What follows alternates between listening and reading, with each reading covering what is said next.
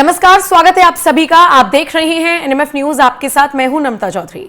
अगर मैं आपसे पूछूं कि आपका पसंदीदा मुख्यमंत्री कौन है, यानी आपको कौन लगता है कि कौन सा वो नेता है, कौन सा वो मुख्यमंत्री है जो अपने राज्य को बेहतरीन तरीके से चला रहा है, तो हो सकता है आप सभी के जवाब अलग अलग हो। आप में से कुछ लोगों को योगी आदित्यनाथ पसंद हो सकते हैं, कुछ लोगों को ममता बनर्जी भी पसंद हो सकती है, कुछ लोगों को देवेंद्र फडणवीस भी रास आ सकते हैं। लेकिन आज मैं आपको एक ऐसा ओपिनियन पोल बताने जा रही हूं जिसमें देवेंद्र फडणवीस को सबसे ज्यादा लोगों ने पसंद किया।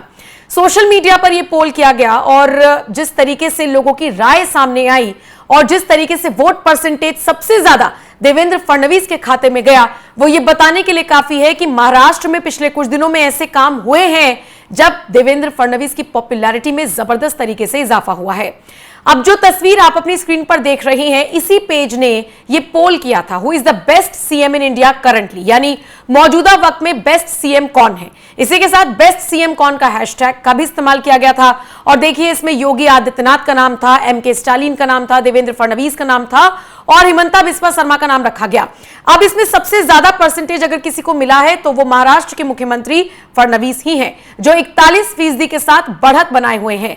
अच्छा, फिर दूसरे नंबर पर आते हैं योगी आदित्यनाथ 31% के साथ, एमके स्टालिन 19% के साथ और हिमंता बिस्वा शर्मा 9% के साथ चौथे नंबर पर रह गए। 4.5 लाख से ज्यादा लोगों ने इसको देखा है ऑलमोस्ट। और ये तो मैं आपको जब वीडियो रिकॉर्ड कर रही हूं 4.5 लाख का आंकड़ा तब है, 4,21,000 का हो सकता है अभी और भी ज्यादा लोगों ने इस वीडियो को, इस पोस्ट को, इस ओपिनियन पोल को देख लिया हो। लेकिन वापस अगर खबर पर आए तो देखिए, who is the best CM in India currently, ये पूछा गया था सोशल मीडिया पर लोगों से और 41% लोगों ने देवेंद्र फडणवीस का साथ दिया। शायद इसलिए क्योंकि महाराष्ट्र में पिछले कुछ दिनों में जो कुछ भी हुआ, उस स्थिति पर बहुत अच्छे से कंट्रोल करने का काम फडणवीस सरकार ने किया है, फडणवीस की पुलिस ने किया है। और सबसे बड़ी बात, जब भी अब देखिए ना, कोई भी विवाद होता है तो ऐसे में मंत्रियों के विवादित बयान बहुत सामने आते हैं, लेकिन फडणवीस की कैबिनेट से किसी भी मंत्री ने कोई ऐसा बयान देने की कोशिश नहीं की जिससे विवाद खड़ा हो।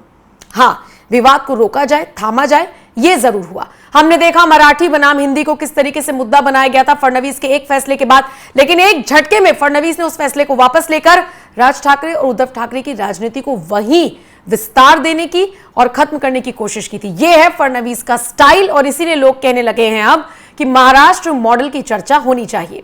शायद इसीलिए जब मैंने सुप्रीम कोर्ट के वरिष्ठ अधिवक्ता अश्वनी उपाध्याय से फडणवीस को लेकर किए गए इस पोल का जिक्र किया तो उन्होंने भी महाराष्ट्र मॉडल का जिक्र किया। और इसी के साथ जब मैंने उनसे सवाल पूछा कि जिस तरीके से महाराष्ट्र में इस्लामपुर का नाम बदलकर ईश्वरपुर कर दिया गया, उस पर आपका क्या कुछ कहना है, तो आइए सुनिए इस पूरी कॉन्वर्सेशन को और क्या कुछ कहा है अश्वनी उपाध्याय ने बेस्ट सीएम चुने जाने के बाद देवेंद्र फडणवीस के। आइए सुनिए। अच्छा, जिक्र हम महाराष्ट्र का कर रहे थे तो अभी एक पोल हुआ है जिसमें पूछा गया कि who is the best CM in India currently. उसमें 4 ऑप्शंस दिए गए जिनमें से देवेंद्र फडणवीस को 41% लोगों ने पसंद किया। अरे वाह, नंबर 1। हाँ, नंबर 1। हाँ, नंबर 1 पे उन्हीं को मतलब पसंद किया गया। 41 उन्हीं का ही सबसे ज्यादा है। बाकी फिर योगी आदित्यनाथ हैं और कुछ लोगों ने हिमंता बिस्वा शर्मा को पसंद किया, कुछ लोगों ने स्टालिन को भी पसंद किया। ये जो पोल किया गया था। अब जिस तरीके से नाम बदलने वाली चीजें हम लोग जिक्र कर ही रहे हैं, इसके अलावा पूरे बीएमसी चुनावों से पहले कोई मुद्दा नहीं था विपक्ष के पास, लेकिन एक मुद्दा था जो भाषा का उठा के उन्होंने प्रोपोगेट करने की कोशिश की। और सबसे पहले तो फडणवीस ने वो फैसला ही वापस ले लिया, वो जो हिंदी अनिवार्य किया गया था।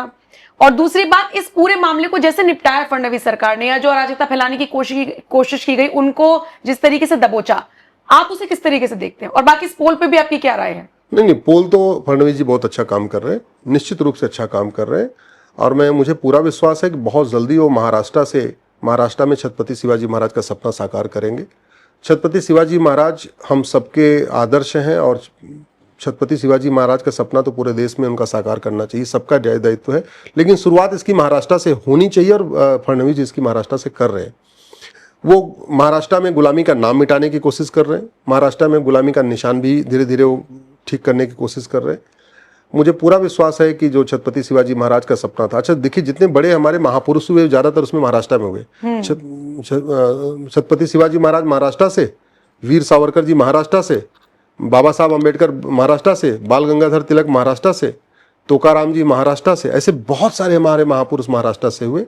तो मैं तो फडणवीस जी से यही कहूँगा कि आप वीर सावरकर जी का सपना साकार करिए, आप जो है शिवाजी महाराज का सपना साकार करिए, और संविधान निर्माता बाबा साहब अम्बेडकर का सपना साकार करिए।